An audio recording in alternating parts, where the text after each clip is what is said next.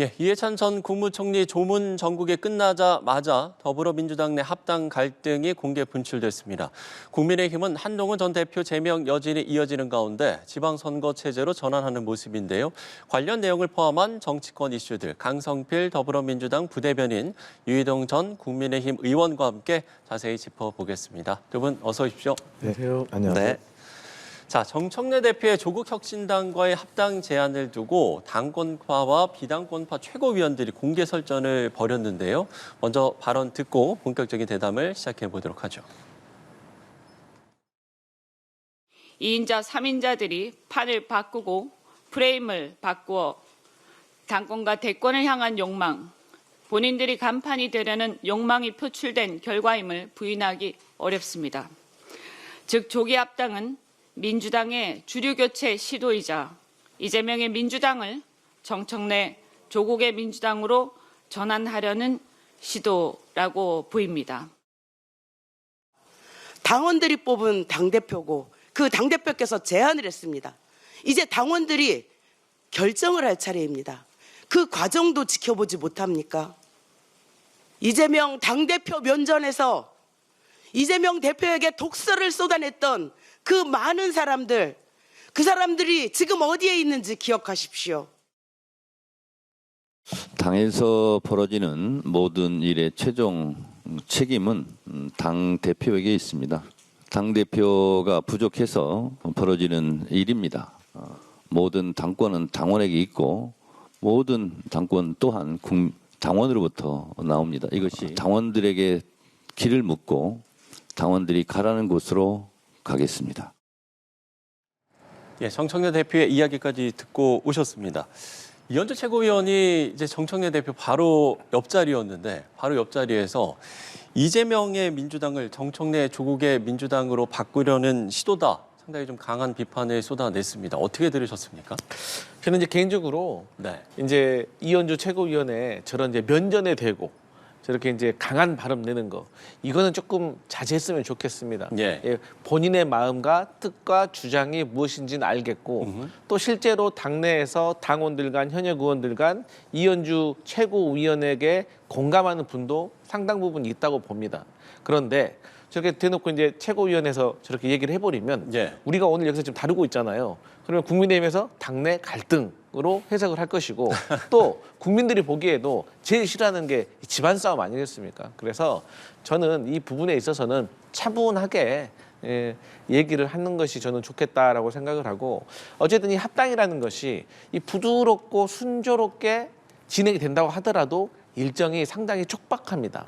그렇죠. 그렇기 때문에 사실 앞으로 이제 협의가 어떻게 될지 모르겠지만 최근에 주말에도 이 조국혁신당의 메시지만 들어보더라도 그쪽도 또 나름대로 상황이 좋지가 않습니다. 그렇기 때문에 이 합당이 과연 지방선거 전에 밀어붙일 수 있을지 저는 개인적으로는 의문입니다. 예. 앞서 이제 유희동 의원께서 웃으셨는데 문정부 최고위원도 이렇게 공개 면전에서 면박을 주는 게 민주당의 가치냐 이렇게 좀 이야기를 하기도 했고요. 민주당의 분위기 어떻게 읽고 계십니까? 청와대를 비롯한 당내 주류들이 마음을 제대로 먹었구나라는 생각이 들었거든요. 그러니까 뭐 제가 정치를 하면서 정청래 대표를 이렇게 좀 치근하게 안쓰럽게 볼 일이 있을까 싶었는데 오늘 저 발언을 듣고 좀 안 됐다라는 생각이 좀 들 정도로 이현주 최고위원을 비롯한 그 비당권파 분들의 공격이 너무나 좀 과한 것 아니었나 이런 생각이 들었거든요. 그러니까 뭐 말씀 중에 보면 이재명의 민주당을 가로채려고 하느냐. 뭐 지금은 이재명 정부의 성공을 뒷받침해야지 왜 그것에 거역하고 거스르고 다른 길을 가느냐 뭐 이런 주장들 또 열린우리당 시즌2가 안 됐나 이거는 상당히 민주당 입장에서는 굉장히 트라우마가 아주 깊은 사안인데 이런 것까지 끄집어내면서 공격하는 것을 보고 지금 여당이 전반적으로 지지도도 높고 뭐 국정 운영 이재명 정부 들어서 집권 초반이어서 모든 것들이 당신들 주도대로 갈 수 있는데 왜 굳이 당내에서 이런 논란까지 일으키나. 그리고 이게 합당이라는 게 저 정도 사생결단할 정도로 이슈가 큰 건가? 뭐 저는 그런 생각을 했습니다. 예. 어제 이제 한준호 박홍근 의원의 이제 비판의 목소리가 있었고 오늘 이제 정청래 대표가 내가 이제 합당을 제안한 것이지 이걸 이제 합당을 하겠다라고 선언한 게 아니다. 결국에는 이제 당원의 뜻에 따르겠다 이렇게 밝혔는데 그러면 당원들의 뜻 어디로 향할지 그리고 정 대표의 발언은 좀 어떻게 들으셨는지요? 일단 당원들에게 이제 물어보면 네. 사실 뭐 누차 말하고 있지만 이 조국 혁신당은 우리의 우당이다. 그래서 우리가 언젠가는 함께 해야 된다. 다만 그게 뭐 총선 전후인가 아니면 대선 전후인가 네. 이게 사실 지금까지의 공감대였거든요. 근데 이제 지방선거 전에 우리가 굳이 급하게 또 이렇게 갈등이 표출되면서까지 합당을 해야 되는가에 대한 의문이 있는 거예요, 사실. 그리고 제가 앞서도 말씀드렸지만 어떤 문제가 있냐면 2월 전에 이번 달 전에 합당이 원만하게 이루어져야지 3월이 됐을 때 조국 혁신당에서 지방선거에 출마하실 분들 그리고 민주당에서 출마하실 분들이 같이 통합으로 경선을 할 수가 있어요. 그런데 이 합당이 제때 이루어지지 않으면 조국 혁신당에서는 조국 혁신당 후보들끼리 경선을 하고 민주당 후보들은 민주당 후보들끼리 경선을 해서 나중에 또 갑자기 통합 경선을 하게 되는 그런 비효율적인 일이 발생할 수가 있고 그렇게 되면 이 당내에서 선거 사무를 관리하기가 물리적으로 상당히 어렵습니다.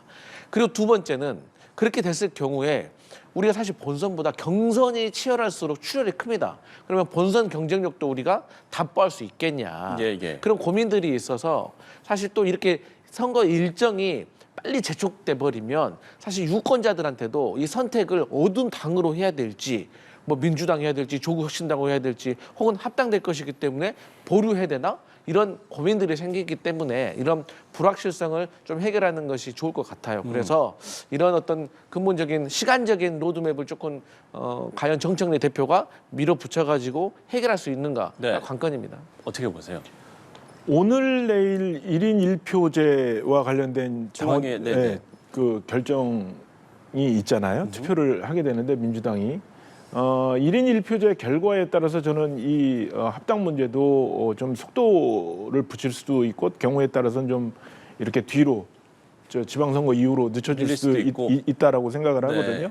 그러니까 정청래 대표가 지금 당내 비판이 계속 쏟아지니까 이 부분에 대해서는 결정된 게 아니고 나는 제안한 거다. 그러니까 좀 지켜보시고 당원의 뜻에 따라서 우리는 결정을 할 것이고 우리는 그것을 대신하는 대행자에 지나지 않는다라는 쪽으로 이렇게 한 발 물러선 것 같지만 사실 그 내용은 당원 투표제를 통해서 정청래 대표가 자신 있게 생각하는 당원 투표제를 통해서 이것을 꼭 반드시 관철하겠다라는 의지의 표현이라고 보거든요. 그러니까 한준호, 박홍근 이런 의원들뿐만 아니라 지금 더 민초라고 28명의 초선 의원들까지 이 이슈에 지금 가세를 하면서 제가 보기에는 이거는 그냥 뭐 단순한 봉합으로 끝날 것 같지는 않고 양당 간의 결정이 나지 않으면 파열음이 계속 남기 때문에 저는 현실적으로 어떤 형태로든지 결론을 낼 거라고 보고 그것이 1인 1표제를 통해서 상황을 결정 지을 것이다라고 생각을 합니다. 1인 1표제 오늘부터 이제 이틀간 중앙이 이제 표결이 붙여지는데 이 결과를 좀 지켜봐야 한다라는 말씀을 해주셨습니다. 자 이렇게 이제 민주당 내에서 합당 갈등이 커지면서 조국 혁신당도 불쾌감을 감추지 못하고 있습니다. 조국 대표가 합당 제안한 더불어민주당에서 이 합당과 관련한 결론을 내달라. 민주당 내부의 이견이 해소될 때까지 조국혁신당은 기다리겠다라고 이야기를 하면서 우당인 조국혁신당을 제멋대로 활용하지 말아달라 이렇게까지 이야기를 했습니다. 이 목소리는 어떻게 들으셨어요? 그러니까 조국혁신당으로는 충분히 서운한 마음이 저는 있을 수 있다고 생각을 합니다. 그러니까 최근에 저도 좀 들은 황당한 얘기인데 뭐 조국혁신당하고 민주당하고 합당을 하게 되면 조국혁신당의 부채가 400억 원이 있는데 그걸 우리 민주당이 갚아줘야 된다더라 뭐 이런 말이 있더라고요. 근데 제가 그냥 얼추 생각을 하더라도 조국 혁신당이 400억 원을 빚지고 싶어도 빚질 시간이 있었을까? 좀 그런 생각이 드는 거예요. 그렇기 때문에 사실 이것은 당 내에서도 그만큼 조국 혁신당과의 합당에 대해서 조금 불만이 있는 분들이 조금 과도한 어떤 얘기를 한 것이 아닌가라고 저는 생각을 하거든요. 예. 그렇기 때문에 조국 혁신당으로서 상당히 서운한 마음이 들 수도 있다고 저는 생각을 합니다. 그런데 뭐 이 정도 수준은 조국 혁신당이나 민주당이나 다 이해할 수 있는 수준인 것이고 네. 결국에는 민주당 내에서 지금 뭐 정청래 대표의 말처럼 지금 제안을 해놓은 상태인데 이게 어떤 분들은 그래 이왕기사 이렇게 말이 나왔으니까 그냥 이번 기회에 합당하자 괜히 또 말 나왔는데 안 하면 이거 좀 멋쩍어지는 거 아니냐 이런 말도 있고 또 어떤 분들은 아니 새빙선이 앞서 나가야지 갑자기 안으로 들어오면 어떡하자는 거냐 이게 과연 우리 국회 운영에도 우리에게 유리한 것이냐라는 사실 의견이 좀 팽팽한 것 같아요. 네. 그렇기 때문에 사실 이제 지금까지는 이해찬 전 총리 장례 때문에 우리가 이제 이것을 대놓고 표출하지 못했는데 지금부터라도 좀 빠르게 저는 양측 간에 조금 긴밀한 협의를 좀 했으면 좋겠다 이런 생각입니다. 네. 조국 대표는 어떤 생각을 하고 있을까요? 저는 굉장히 조급하고 초조할 거라고 생각을 네. 하거든요. 그러니까 대통령제를 운용하는 나라 그리고 소선거구제를 통해서 국회의원을 선출하는 나라에서는 양당 시스템으로 국회가 운영될 수밖에 없거든요. 정당 구조가. 그러다 보면 제3당인 경우에는 선거가 닥치면 닥칠수록 양쪽 당 중에 한쪽으로 구심력을 받아서 빨려 들어갈 수밖에 없는 그런 현실을 부인할 수가 없거든요. 예, 예. 그래서 지금 조국 혁신당 같은 경우에는 그런 처지에 있고 조국 혁신당이 표현하는 것처럼 민주당이 우당이기 때문에 민주당으로 빨려 들어갈 수밖에 없는데 아예 이런 논의가 아예 없었다면 그런 것들을 독자의 길을 모색하면서 자신들의 진영을 좀 이렇게 공고히 할 텐데 지금 이미 통합 논의가 나온 상태에서 경계를 허물어 놓은 상태에서 지금 민주당에서는 못 받겠다라고 하게 되면 제가 보기에는 오늘보다는 내일보다는 모레가 조국 혁신당 입장에서는 당세가 계속 떨어져 나가고 약해져 갈 수밖에 없는 상황이거든요. 그렇게 되면 사실 이런 표현을 쓰기가 좀 그렇습니다만 조국 혁신당의 몸값이 갈수록 떨어지는 거예요. 거의 옵션 만기일이 다가오던 것처럼. 그렇기 때문에 이 조국 혁신당을 이끄는 조국 대표 입장에서는 괜한 구설에 올라서 우리 당의 몸값만 위상만 떨어졌다라는 당내 비판을 또 피할 수도 없는 상황이어서 조국 대표 입장에서는 굉장히 양난일 것이라고 생각을 합니다. 예. 조국 대표는 과연 어떤 생각을 할 것인가 두 분의 의견을 좀 들어봤습니다. 앞서 이제 잠시 이야기를 해주셨습니다만 정청래 대표의 핵심 공약이죠. 1인 1표제 오늘부터 이틀간 중앙위 표결에 붙여집니다. 이게 이제 작년 12월에 관문을 넘지 못했던 건데 그래서 이번에는 좀 어떻게 예상을 하십니까? 저는 개인적으로 이제 이번에는 통과가 되지 않을까라고 조심히 예상을 해봅니다. 예. 왜냐하면 지난번에 이 투표를 했을 때와 많이 보완이 됐습니다. 그러니까 예를 들어서 당헌 6조에 신설을 했습니다. 뭐를 신설을 했냐면 이 당의 주요 정책과 당무에 대해서 전당원 투표로 결정을 할 수 있다라는 조항을 넣었고요.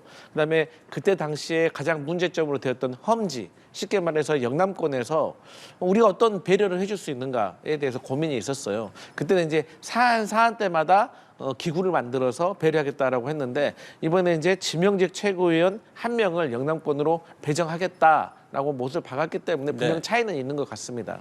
그리고 1월 22일부터 24일 동안 이 당원에게 물어봤습니다. 권리당원 116만 9천여 명한테 물어보니까 37만 명, 그러니까 31.64%에 해당하는 권리당원분들이 투표를 해주셨고 투표한 분들의 85%가 1인 1표제에 찬성을 하셨습니다. 그렇기 때문에 저도 지금의 상황에서는 중앙위원회에서도 저는 통과가 되지 않을까 그렇게 조심스럽게 예상을 해봅니다. 예, 앞서 이제 합당 문제와 연관해서 이 부분을 이야기를 해주셨는데 그럼 네. 1인 1표제 통과 가능성이 좀 높다라고 보시는지요? 저는 뭐 앞서서 강성필 부대변인께서도 네. 설명을 해주셨습니다만 작년 12월에 했었던 것보다는 지금 더 여론조사가 좀 높아진 것 같고요.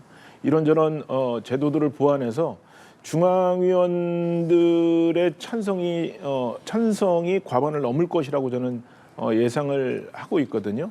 만약에 이제 이렇게 돼서 1인 1표제가 통과가 되게 되면 제가 보기에는 민주당은 훨씬 더 아주 급격하게 당원 중심 체제로 움직여가면서 그것을 주장해오고 관철했던 정청래 대표의 목소리에 훨씬 더 큰 힘이 실리지 않을까 이렇게 예상을 하고 있습니다. 예. 자, 김민석 총리 이야기를 잠시만 좀 해볼 텐데요. 서울시장 여론조사에서 자신의 이름을 넣지 말아달라라고 이야기를 하면서 당대표 로망을 밝혔던 김민석 총리 조금 전에 기자간담회를 열었습니다. 여기서 이제 국정 성공에 전력하겠다라고 강조를 했는데 어떤 의미로 받아들이면 되겠습니까? 당연히 총리로서 대통령을 도와서 국정을 통할하고 또 지금 대통령께서 추진하려고 하는 여러 가지 정책들 그리고 또 우리가 지금 눈앞에 두고 있는 예를 들어 부동산이라든지 여러 가지 대한민국의 균형 발전을 위해서 5국 3특이라는 우리가 큰 아젠다를 지금 실행하는 과정이고 네. 그 과정 속에서 우리가 대전과 충남이 통합을 하고 광주 전남 통합, 대구 경북 통합하는 이 메가시티를 만드는 것이 상당히 중요한 거거든요. 근데 원래 총리가 하는 역할이 부처와 부처 간의 갈등을 조정하고 집단과 집단 간의 어떤 갈등을 조정하는 것이기 때문에 이 과정에서도 행정 통합과 관련해서 총리가 해야 될 역할이 상당히 있을 것이다라고 네. 생각을 하고 있기 때문에 저는 총리로서는 사실 이렇게 지금 해야 될 행정적인 숙제가 많은데 자꾸 서울시장 나간다고 이렇게 뭐 여론조사에서 오르나르고 하면 사실 총리의 어떤 행정력에 대해서 좀 신뢰도가 떨어질 수 있거든요. 그렇기 때문에 저는 김민석 총리가 이러한 연장 선상에서 저는 서울시장 안 나갑니다. 여러 가지 그 숙제가 산적해 있습니다. 이런 말씀을 하신 것 같습니다. 예. 지난주에 이제 그 당대표 로망, 그 로망이라는 단어를 썼는데 그 단어가 정말 많은 말들을 불러올지 몰랐다 이렇게 이야기를 하기도 했는데요. 어떻게 좀 들으셨어요? 저는 관록의 정치인답게 노련하게 이 상황을 잘 치고 빠졌다라고 생각을 하거든요. 예. 할 말은 충분히 했고 전달할 만큼의 메시지는 충분히 전달을 했고 더 이상 이것이 불필요한 오해를 통해서 자신의 입장이 곤란해지지 않는 수준까지는 이야기를 끌고 나갔고 오늘 그것의 결과가 오늘의 기자회견이었다고 생각을 하고요. 오늘 기자회견에서 말씀하신 것처럼 필요할 때 정치 발전 생각 밝히겠다라고 표현하신 게 네. 저는 그 생각의 결론 아닌가 이렇게 생각을 합니다. 예, 알겠습니다. 자, 국민의힘 이야기로 넘어가 보겠습니다. 국민의힘은 한동훈 전 대표 제명 여진이 이어지는 모습입니다. 관련 발언 듣고 대담을 이어가 보도록 하죠.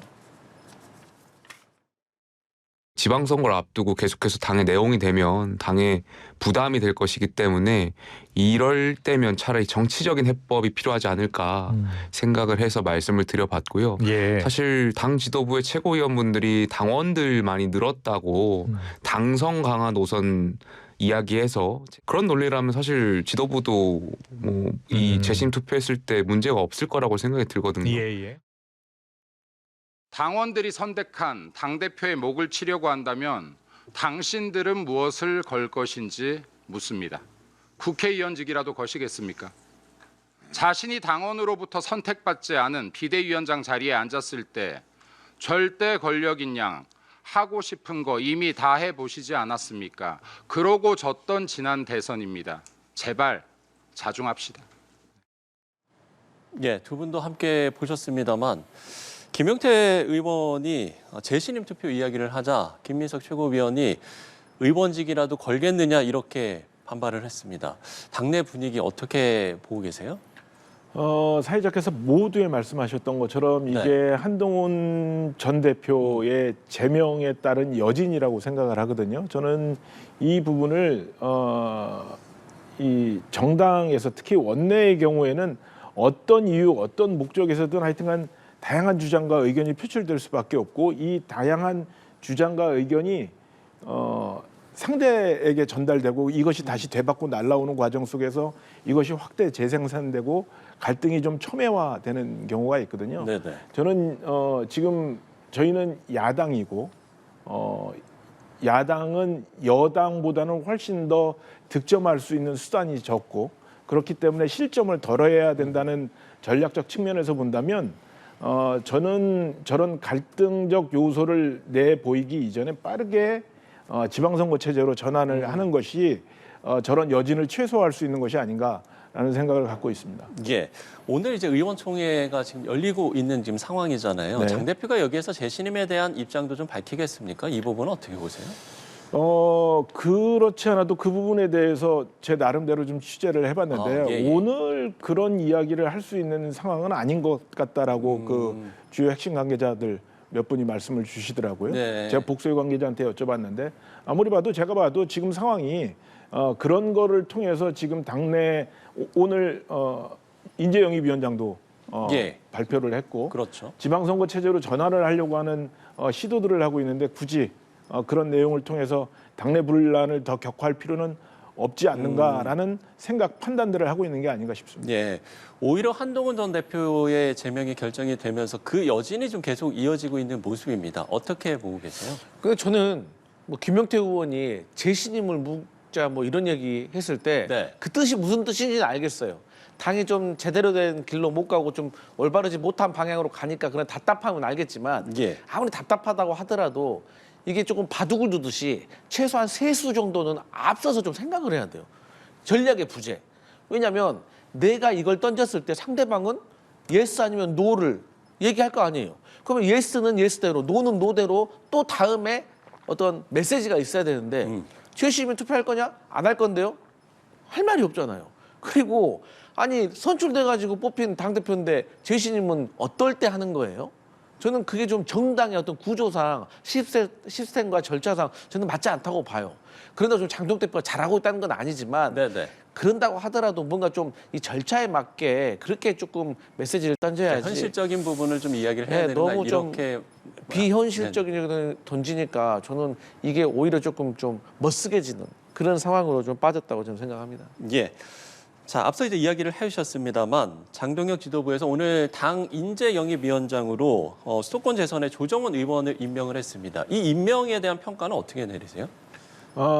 그 평가에 앞서서 하여튼간 지금 국민의힘이 국민들께서 체감할 정도의 확실한 변화를 이끌어내야 된다는 것은 뭐 분명한 사실이니까요. 네. 그러니까 그런 변화를 국민들한테 직관적으로 제일 빠르게 보여드릴 수 있는 것은 인사겠죠. 그렇죠. 인물의 변화를 통해서 그것을 보여주셔야 될 텐데 조정훈 위원장이 저 직에 적합한지 적합하지 않은지를 떠나서 지금 인재를 영입을 하기 위해서는 이것으로 중도 외연을 확장하기 위해서는 그분들이 오실 수 있는 환경을 만들어 놓고 나서 그분들을 모셔야 그분들이 오신다고 하지 않으시겠어요? 그냥 인재 영입위원장만 바라보고 그분들이 오시진 않으실 테니까요. 네네. 그런 논의도 함께 진행된다면 제가 보기에는 빠른 시일 내에 변화에 대한 그 모습들을 국민들께 보여드릴 수 있지 않을까 이렇게 생각을 합니다. 예.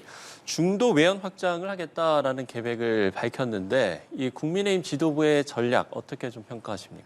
저는 좀 어려울 것 같아요. 왜냐하면 이 인사가 시그널이거든요. 예. 근데 이제 조정훈 의원이 인재영입위원장을 이번에 또 맡았는데 이분이 지난 총선 때도 인재영입위원장이었어요. 이겼어요, 선거?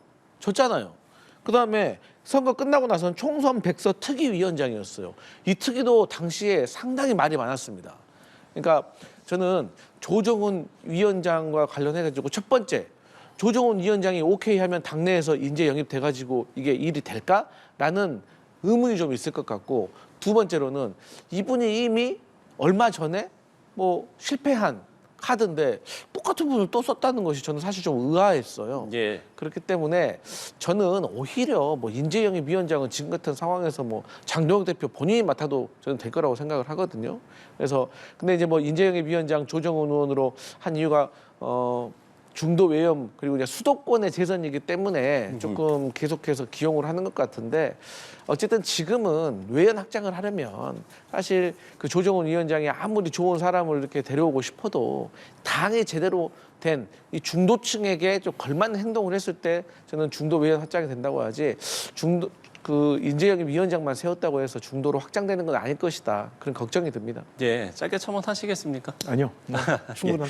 자, 그런가 하면 국민의힘에 입당한 최근에 입당한 인물이죠. 극우 유튜버 고성국 씨가 전두환, 노태우, 윤석열 전 대통령까지 당사에 사진을 걸어야 한다, 이 이야기를 했습니다. 이 이야기 어떻게 들으셨어요? 저도 처음에 듣고 참 놀랐었는데요. 네. 그러니까 이거는 뭐 확인을 해본 결과 고성국 씨가 자신이 운영하는 채널에서 자신의 채널을 시청하는 시청자들을 향해서 개인의 주장을 이야기하는 것이고, 예. 그냥 말 그대로 개인의 주장에 지나지 않는 것이고, 이게 마치 당의 입장이라고 오해되거나 이런 일이 있어서는 안 되겠는데, 그 일부 언론이나 이런 데서는 이것이 당의 입장인 것처럼 이렇게 전해진 바가 있어서 오늘 당 공부실을 통해서 이것은 네. 전혀 당의 입장과 상관이 없고 이것을 확대 재생산해서 당의 입장인 양 이야기하게 된다면 법적인 책임을 반드시 묻겠다라고 하면서 당의 입장과는 전혀 무관하다는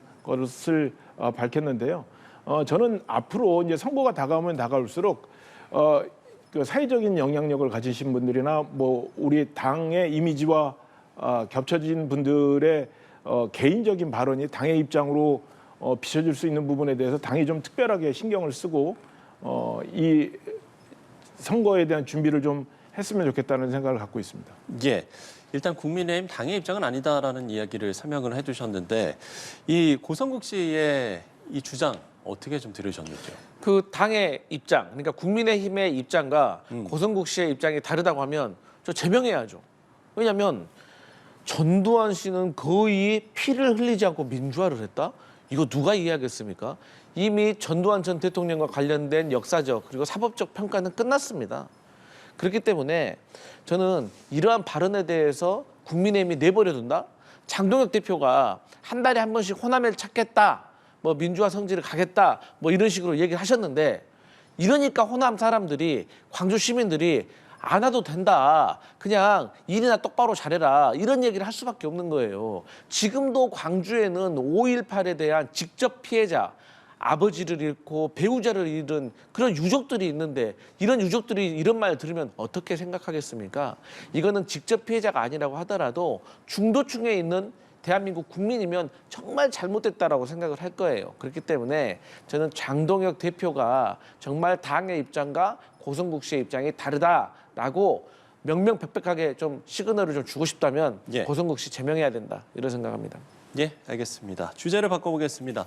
이재명 대통령이 연일 SNS를 통해서 부동산 정책과 관련해서 강경한 메시지들을 내놓고 있습니다. 뭐 소개를 좀 짤막하게 해드리면 부동산 정상화는 5,000피보다 훨씬 쉽고 더 중요한 일이다. 중과세 유예 100일, 그러니까 5월 9일을 말하는 거겠죠. 100일 남았다. 날벼락 운운하면서 부당하게 이기를 하지 말라. 그 외에도 좀 이렇게 여러 가지 좀 강경 메시지를 내놓고 있는데 이재명 대통령의 이 SNS 메시지 어떻게 보고 계십니까? 저는 대통령께서 부동산 폭등 그리고 집으로 돈 벌려고 하는 시대는 끝났다라는 것을 국민들에게 확실하게 시그널을 주신 거라고 생각합니다. 예. 앞으로는 집으로 돈 벌려고 하지 말고 또 집을 샀으면 들어가 살으라는 거예요. 실수요자. 그런데 그럼에도 불구하고 내가 세금이라든가 그런 거 감당할 자신이 있다, 그러면 본인이 선택하는 겁니다. 하지만 이렇게 다주택자들이 집으로 돈을 벌려고 가지고 있고 하니까 매물이 나오지가 않고, 그러니까 부동산을 잡는 거는 사실 공급을 많이 하는 것도 있지만 기존에 있는 매물을 좀 나오게 하는 것도 방법 중에 하나잖아요. 그리고 자꾸 세금으로 이재명 대통령 부동산 안 잡겠다고 하시더니 왜 자꾸 세금 얘기하시는 거예요? 라고 이렇게 야당에서 공격하시는데 그건 잘못됐다. 이건 엄연히 전 정부에서 유예했던 것을 기간이 끝났기 때문에 다시 시작하는 거다. 아니 우리가 약속을 했는데 약속을 안 지키면 그 정부의 정책에 대한 신뢰가 있겠습니까? 그래서 저는 대통령께서 저는 또 여러 가지 다른 공급이라든지 그런 것에 대해서 고민을 하고 있고 또 장기적으로 5급 선택이라는 또 민주당의 또 안이 있긴 한데 어쨌든 앞으로는 집으로 돈 벌려고 하는 것은 어려울 것이다라는 강력한 메시지를 보냈다고 생각합니다. 예. 대통령께서 강력한 메시지를 내신 거 뭐 나름대로 이유가 있으시겠죠. 예. 부디 대통령께서 강력한 메시지를 내신 대로 정책이 이행이 돼서 그런 효과를 누렸으면 정말 좋겠습니다. 하지만 다주택자 양도소득세 중과 유예 연장을 하지 않겠다고 하시면서 지금 연일 장난 아니다, 한번 지켜봐라, 이거 당신들 큰 피해를 입을 거다라고 얘기를 하시는 거잖아요. 네. 그런데 대통령님 말씀대로 집을 팔려고 해도 대통령께서 얼마 전에 하셨던 12월 3일 날 하셨던 그 대책에 보면 토지 허가 거래 제도가 있어요. 그렇죠. 토어제라고 이야기하죠. 토어제를 네. 하게 되면 집을 못 팔아요. 그리고 설사 집을 사겠다는 사람이 있더라도 그 사람이 실거주를 한다는 보장이 있어야 돼요.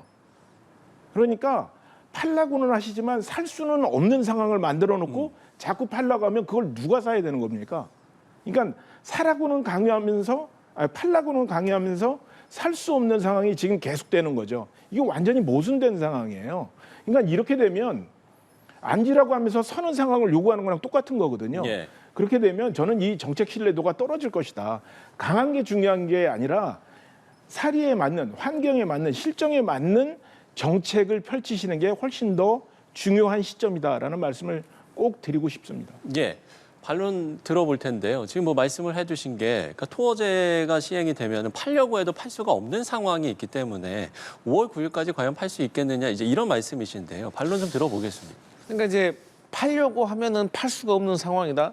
그러니까 이제 본인이 네. 토호제가 있는 지역에서도 사실 내가 실수요를 하겠다라고 하고 신혼부부라든가 그런 부분들은 저도 최근에 집을 사려고 알아봤었거든요. 대출이 나오는 곳이 있습니다. 물론 뭐 15억이 넘어가는 곳이면 어렵겠지만 15억 이하면은 나름의 대출을 받을 수가 있는 것이 있고 사려고 하더라도 일단 매물이 있어야 될 거 아니겠습니까? 그렇기 때문에 이 부분과에 있어서는 사실 정부에서 지향하고 있는 바가 좀 시간을 두면은 좀 구현이 될 것이다. 그리고 여러 군데에서 이렇게 공급이 되면 사실 또 이 공급이 되는 시그널이 있기 때문에 또 집이 늘어나기 때문에 또 여기에 대한 집값은 조금 내려가지 않을까 그런 기대를 하고 있습니다. 예, 덧붙여서 질문을 드려보면 이준석 대표가 민주당 의원들과 정부 관계자들을 겨냥을 했습니다. 그러니까 5월 9일까지 이제 그 의원들과 또 정부 관계자들 중에서 다주택자들을 향해서 5월 9일까지 집 파실 겁니까? 이렇게 질문을 했거든요. 이 발언은 어떻게 들으셨어요? 저는 이제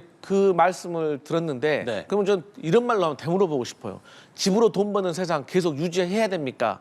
과연 그래야지 우리 대한민국 행복해질 수 있습니까? 라고 묻고 싶고 그런 것에 대해서 동의하냐고 저는 묻고 싶어요. 물론 제가 앞서 말씀드렸잖아요. 세금을 버틸 수가 있고 책임질 수 있으면은 버티라 이거예요. 하지만 그게 쉽지는 않을 것이다라는 것이거든요.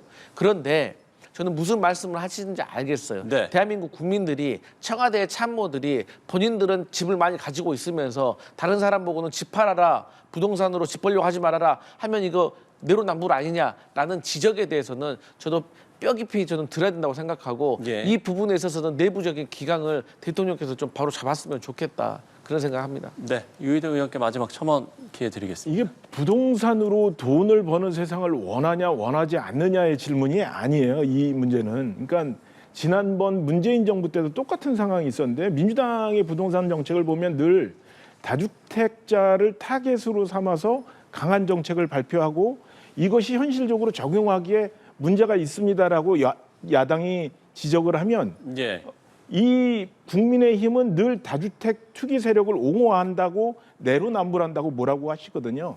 근데 실제로 살펴보면 내로남불했던 사례들은 어떤 사례들이냐면 문재인 정부 때 누굽니까? 그 김조원 민정수석 같은 경우에는 다주택을 정리하라고 그랬더니 민정수석직을 그만두셨어요. 그리고 노영민 비서실장 같은 경우에는 청주와 반포에 각각 한 채가 있었는데 집을 파세요 그랬더니 서울에 있는 건 남겨놓고 청주에 있는 거를 판다고 그러셔서 문제가 생겼거든요. 그래서 결국에는 반포에 있는 서울에 있는 그 집도 판다고 하셨는데 실제로 파셨는지는 잘 모르겠어요. 이런 현상이 계속 나타나게 되면 앞서서 말씀드렸던 것처럼 정책의 신뢰도도 떨어지고 이 정책을 집행하고 이행하는 그 관료에 대한 믿음도 신뢰도 떨어지기 때문에 아무리 강한 주택 정책을 내놓는다고 하더라도 실제로 시장에서 그게 먹히지 않고 이 먹히지 않는 모순들이 계속 차곡차곡 쌓이면서 실질적으로는 양치기 소년처럼 결정적일 때 우리가 정책을 집행하지 못한다는 그런 어려움이 봉착되니까 강한 정책을 내시기보다는 정확한 정책을 내시는 게 필요하다는 말씀을 드립니다. 예, 알겠습니다. 유희동 전 의원의 의견까지 들어봤습니다. 자, 지금까지 강성필 더불어민주당 부대변인 유희동 전 국민의힘 의원과 함께 정치권 이슈들 짚어봤습니다. 오늘 말씀 고맙습니다.